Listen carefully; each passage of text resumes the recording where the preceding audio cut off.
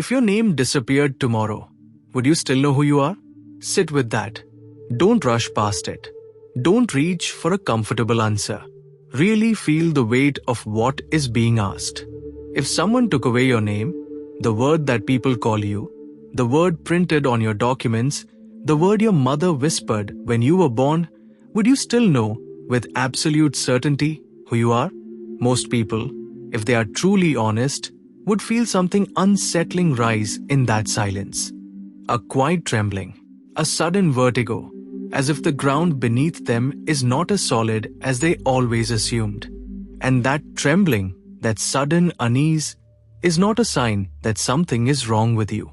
It is the first honest moment most people have had in years. Because somewhere along the way, something happened.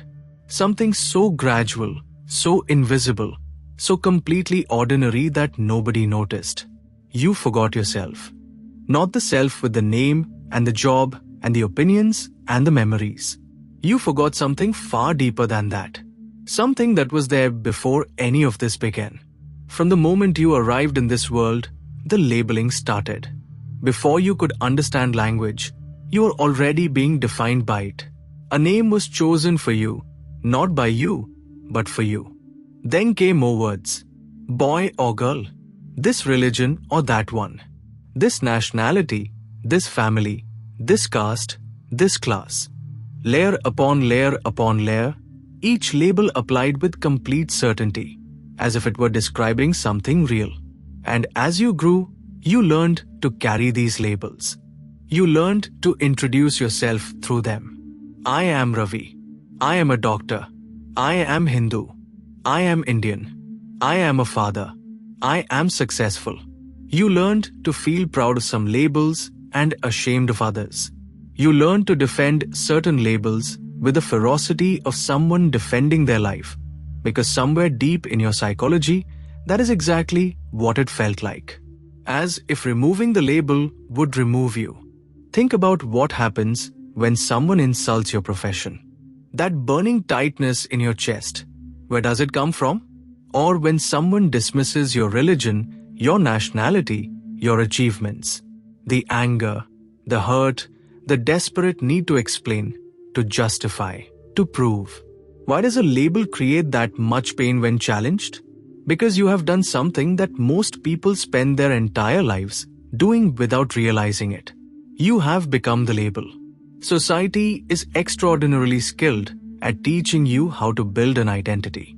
From the very first day of school, you are taught what to call yourself, what to believe, what to achieve, what to aspire to become. There are entire systems, educational, religious, political, cultural, devoted entirely to the project of shaping who you think you are. Your family adds to this. Your peers refine it. Social media perfects it. You spend decades, sometimes your entire life, constructing and maintaining and defending and performing this identity with extraordinary dedication and effort. But here is what no school ever taught you. Here is the lesson no religion fully delivered, no parent fully passed on, no culture ever made its priority. How to discover who you actually are. Not who you were told to be. Not who you became in response to the world's expectations and wounds and demands. But the one who was present before all of that construction began. The one who watched it all happen. The one who, even now, as you hear these words, is quietly, wordlessly, undeniably here. There's an old image that has stayed with philosophers and mystics for centuries. A mirror, a perfectly clear, perfectly still mirror, capable of reflecting everything exactly as it is, with complete clarity and complete honesty. Now imagine that mirror slowly accumulating dust. Day after day, year after year, the dust settles. Layer upon layer, the surface becomes covered, dimmed, obscured. And here is where it becomes profound. After enough time, the mirror begins to believe that the dust is its true face. It has forgotten the clarity beneath. It has forgotten that its nature is not dust. Its nature is reflection, openness, pure presence. The dust believes it is the mirror, and the mirror has forgotten it is not the dust. This is what has happened to almost every human being living today. The labels, the identities, the stories, the achievements, the wounds, the masks, these are the dust. They are real in the sense that they are there. But they are not you. They were never you. And beneath all of it, the mirror remains exactly as it always was, clear, still, present, whole. Let us ask some questions now. Not rhetorical questions designed to sound clever. Real questions. Questions to actually sit inside of, to breathe with, to let disturb you in the most honest and necessary way. Who were you before anyone gave you a name? There was a moment, you cannot remember it, but it happened when you existed in this world without a single label attached to you.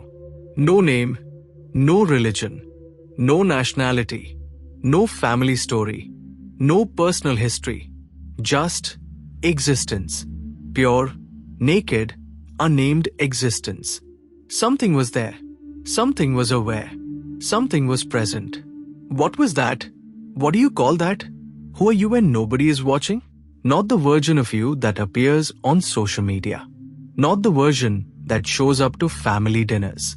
Not the version that performs competence at work or warmth at parties.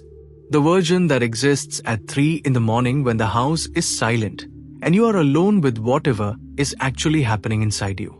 Who is that? Who remains when every label is removed? Peel away the name. Gone. Remove the career. Gone. Strip away the nationality, the religion, the family role, the social status, the bank balance, the achievements, the failures, the reputation. One by one, remove everything that can be removed. What is left? Is there anything left? Or, and this is the question that changes everything, is what is left actually the most real thing about you? The ego is a fascinating and tragic thing. It is not evil. It is not the enemy. It is simply a case of mistaken identity that has gone on for so long, been reinforced so consistently that it has become impossible to question from the inside. The ego survives through labels. It needs them the way a fire needs fuel. Every achievement adds another log. Every title, every recognition, every well done, and I'm impressed, these are not simply pleasant experiences. For the ego, they are survival. Because without the labels, without the recognition, without the constant confirmation from the outside world that you are somebody, the ego faces its deepest terror. The terror of being nobody. And nobody, in our culture, in our world, in our psychology, sounds like annihilation. It sounds like death. We have been so thoroughly trained to locate our value in what we do, what we own, what others think of us, that the prospect of simply being without any of that, without the performance, without the achievement, without the validation, feels like falling into an abyss. This is why people are terrified of silence. Not because silence is painful. Silence, in itself, is the most peaceful thing in existence. But because in silence, the labels stop working. The mind cannot perform in silence. The ego cannot impress silence. And when the noise stops, something else begins to be heard. Something quieter. Something that has been waiting with infinite patience beneath all the noise. Most people spend their entire lives making sure they never have to hear it. But what if that quiet thing is not an abyss? What if it is not emptiness to be feared, but fullness to be discovered? What if the thing you have been running from your entire life is the only thing that could ever truly give you rest? Here is what existence actually is. Not the concept of it, not the philosophical argument about it, but the raw, immediate, undeniable fact of it. Right now, you are aware. You are aware of these words. You are aware of the room around you. You are aware of the breath moving in your body. You are aware of thoughts arising and passing. You are aware of feelings, sensations, memories, questions. There is awareness happening, and that awareness is not your name. It is not your job. It is not your religion or your nationality or your success or your failure. Awareness simply is.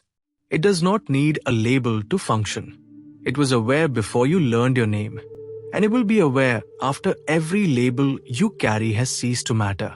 That awareness, that silent, spacious, effortless knowing, that is what you are looking for.